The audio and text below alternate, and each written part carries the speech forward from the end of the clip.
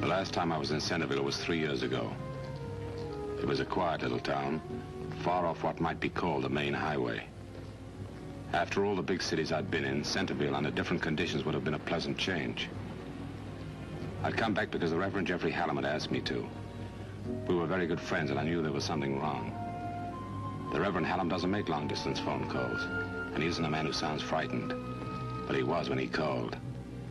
I didn't ask questions, just took off.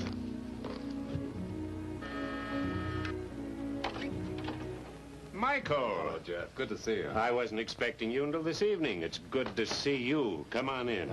Thanks. Here, let me take that, Michael. Thanks.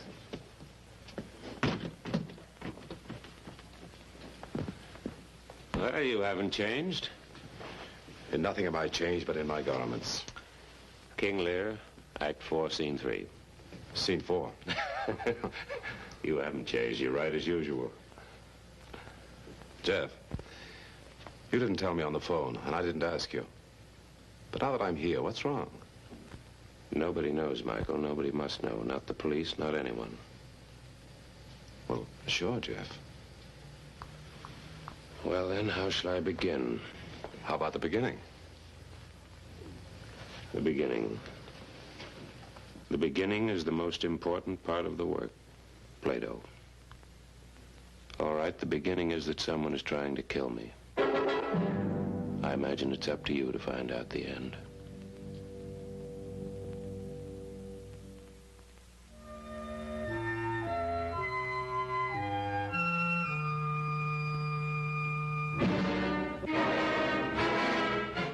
You told me what had happened. There wasn't much to tell. There'd been no letters, no threatening phone calls. Just someone trying to kill him. There was the first attempt. It was a wide miss and the first warning.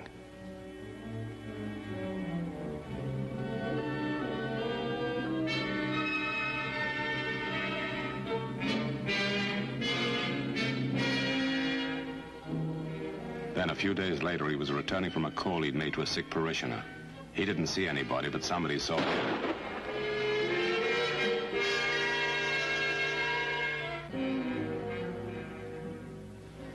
This time it was much closer.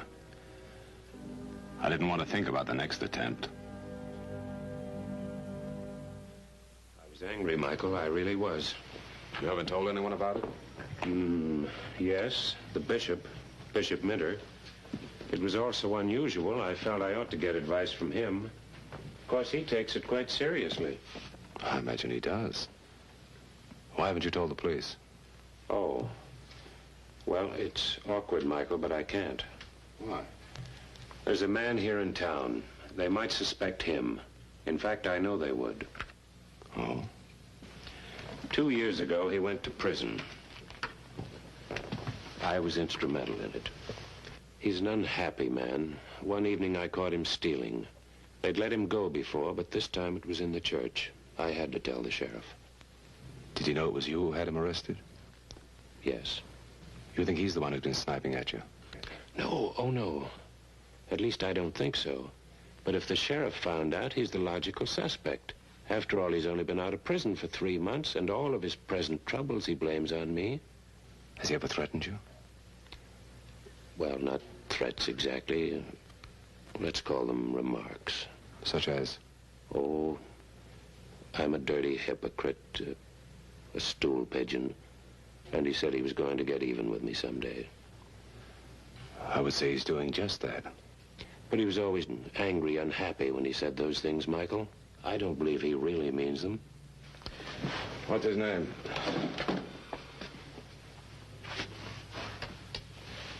Well, you want me to help you, Jeff? What's his name? Jack Proctor. But I'm not accusing him, Michael, and I don't want you to. I won't. But I want to find out what this is all about. I'm not a blameless man, Michael. There may be others who dislike me enough to do this. I try to live according to the Testament. If thine enemy hunger, feed him. If he thirsts, give him drink. For in so doing, thou shalt heap coals of fire on his head. Maybe that's just the point, Jeff.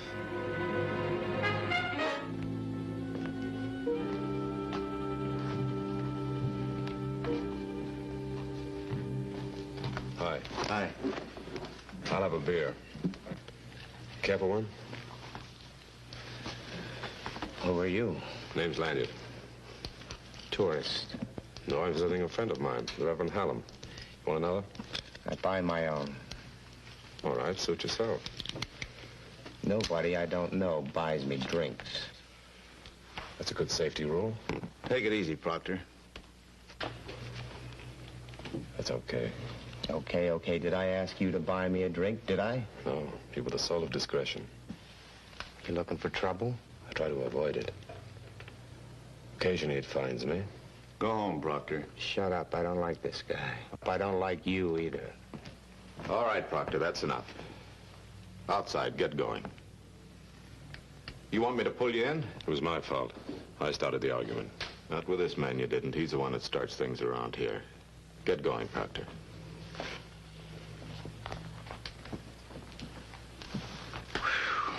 He just asks for it, Lou. Every time asking for it. Yes, and he's going to get it one of these days if he doesn't watch out. Yeah, that's too bad. He used to be a nice, easy-going guy. Well, it shows you. Oh, beer, Lou? No, thanks. Just saw Proctor in here and thought I'd stop by to see if everything was okay. Well, I'm glad you did. Oh, this is Mr. Lanyard, Lou. This is Lou Putnam, our deputy sheriff, Mr. Lanyard. Pleased to meet you, Mr. Lanyard. And you. Visiting our fair town? That's right. Well, don't let Proctor give you the wrong impression. There's only one of him. We're a pretty friendly lot around here. Well, I'll be seeing you. Did you like living here, Ellen? I love it. How about your father? He's told you, hasn't he? Told me. Oh, it's all right. I know somebody's trying to kill him. Yeah, he told me. I thought he hadn't said anything about it. I got it out of him. I knew something was wrong. Michael, do you think it's that man Proctor? I don't know. I can't tell you what a relief it is to have you here. Dad's so stubborn, he won't tell the police. I know. He's a good and wonderful guy, that father of yours. He did something for me once, about 5 years ago. He called it saving my soul. I've never forgotten it. Never will. I like you, Michael. I like you, too. Let's go for a walk, huh? You can tell me all about yourself, and you can brief me on some of the people who live around here. I'll get my coat. As well.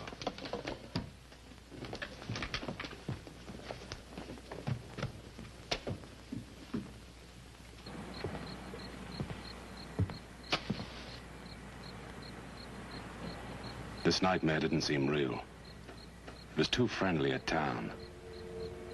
Suddenly I saw a man raising a rifle. I knew I had to reach him before he fired.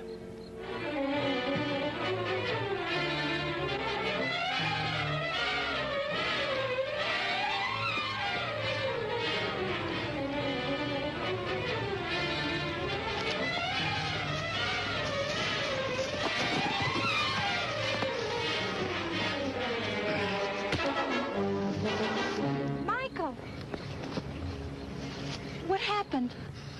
He was going to shoot your father.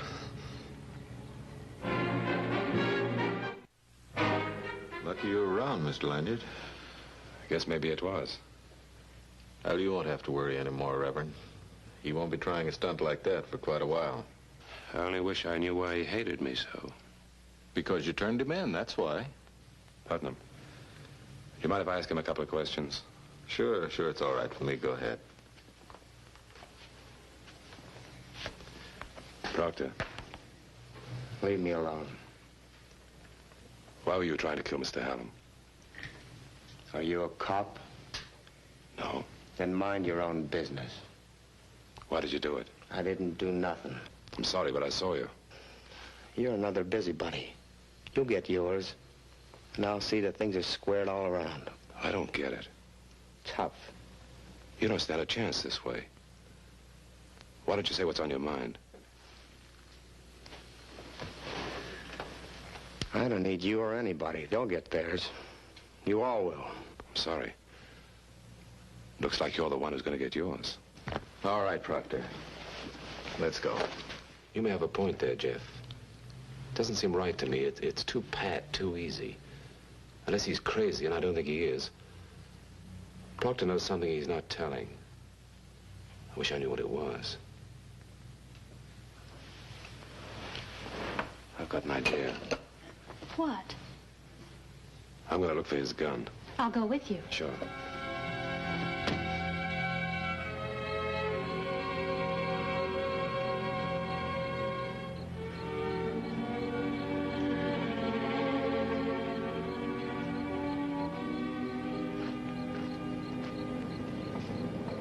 Here it is. No wonder the sheriff couldn't find it.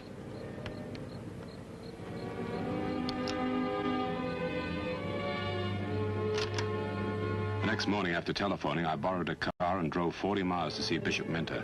I had several questions, and I hoped that perhaps the bishop could help me find the right answers. Bishop Minter turned out to be rather different from what I had expected, although I can never quite figure out what it is that I or anyone else expects from a bishop. The bishop listened very quietly while I told him about the latest attack on the Reverend Hallam. Do you think this man, Proctor, is guilty? I'm not sure, sir. Bishop Minter, you can answer a question, if you will. Of course, of course. Has the Reverend Hallam ever done anything in the past? Something wrong, perhaps? It may be impossible to answer that. Not impossible, but difficult.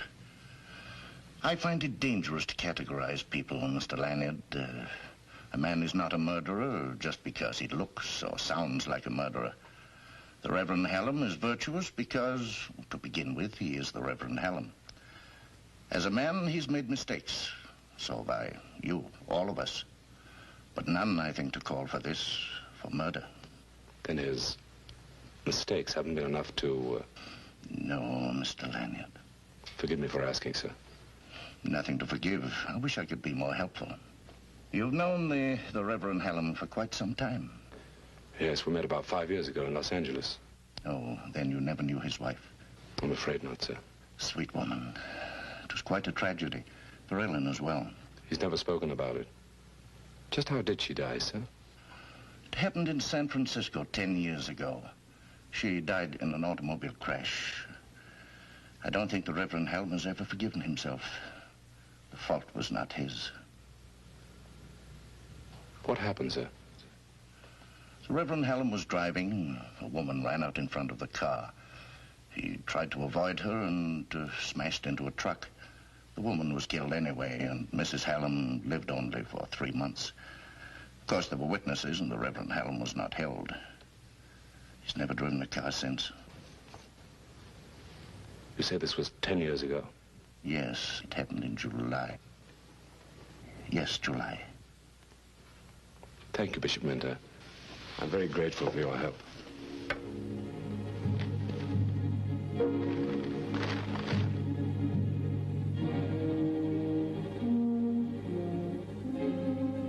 The story was all there in the July 16th issue of 1944. It wasn't very pleasant. Now I had all the answers. Revenge in this case had made a man's mind sick. I took the paper with me. There was still one thing that didn't add up. I decided to go back to the jail. I wanted to talk to Proctor. You won't get anything out of him, Mr. Lanyard. It's a waste of time. I think I can, Sheriff. But I'd like to do it alone.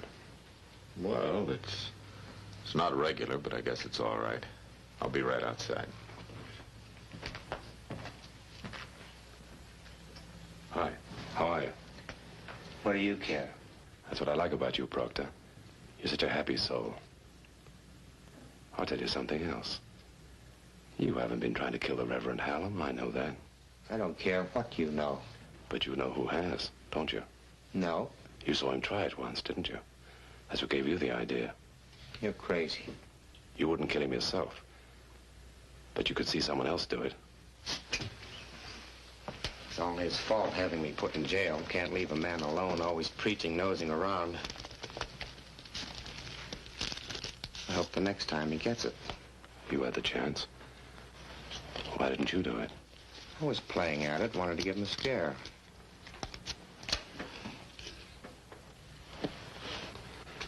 Proctor, I took this out of your rifle. It's what you were going to fire last night, wasn't it? A blank cartridge. Wanted to scare him. What's the name of the man who wants to kill him? You're so smart. You find out.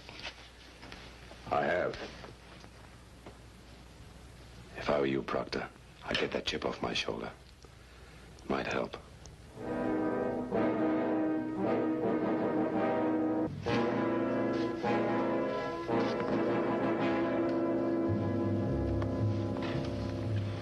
Next Sunday's sermon.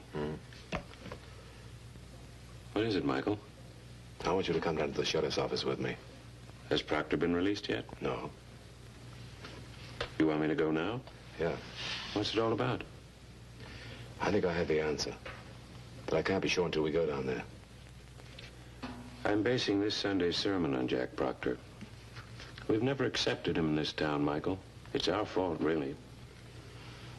Why don't you wait and see?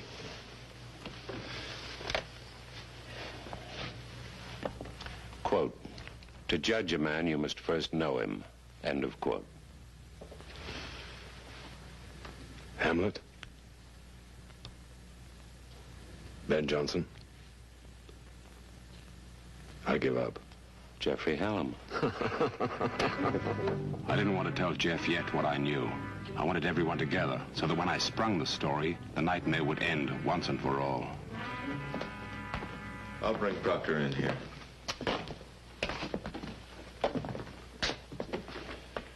Michael, I wish you'd tell me what this is all about. I'm not sure myself, Jeff. Jeff was my friend. He hadn't been hurt yet, but sooner or later he would be. It was better to make sure it would be never. Sit down over here, Proctor.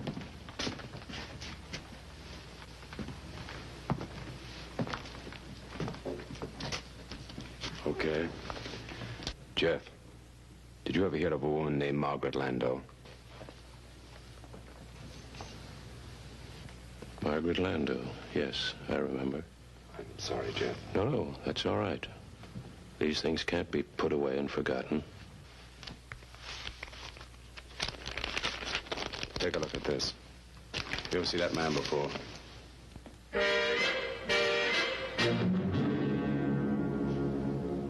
He was married to Margaret Landau. His name was Landau until he changed it. I didn't know. I didn't know. You saw him at the inquest. I suppose I did. I can't remember. I didn't forget your face, Hallam. Mr. Putnam, Landau, I didn't realize.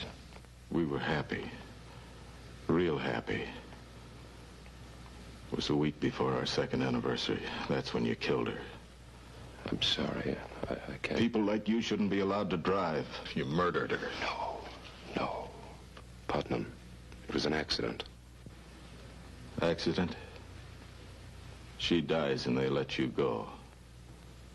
Well, I swore I wouldn't let you go. It took quite a while, but I finally got me this job up here. Supposing he'd recognized you. I didn't care. I wanted to make things tough for him. Tough. Then I saw he didn't recognize me. So I started to figure on killing him. Knowing I could do it any time I wanted to. But first I wanted to make him suffer the way he made me suffer when he killed Margaret. Proctor saw you shooting at him once. Did you know that? No. Doesn't matter anyway. Mr. Putnam, if there were only some way I could undo what I've done to your life. Sure. Sure, bring her back. That's what you can do. Make a miracle. Bring her back. Well, I guess the procedure now is a civilian arrest, isn't it, Putnam? You want to give me your gun?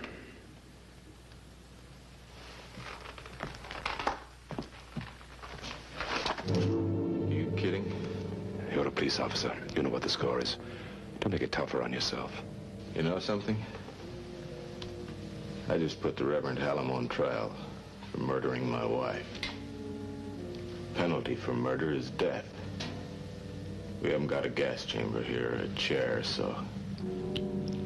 I've no desire to die.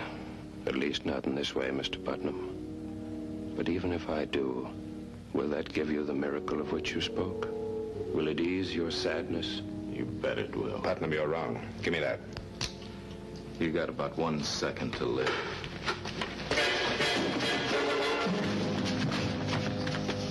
You'll have to stay here.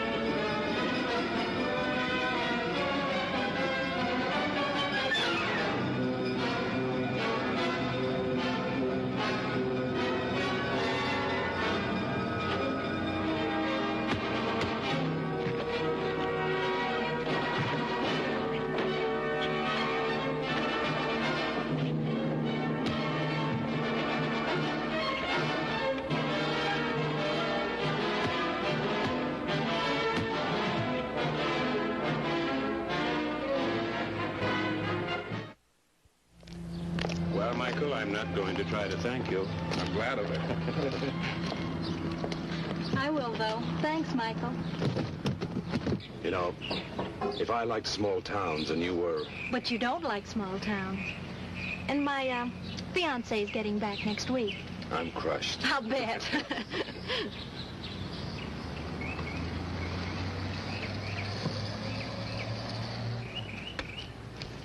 Good morning, Proctor. I've been thinking it might be a good thing if you had a fence around your backyard. You get the wood, I'll fix it up for you. Thank you.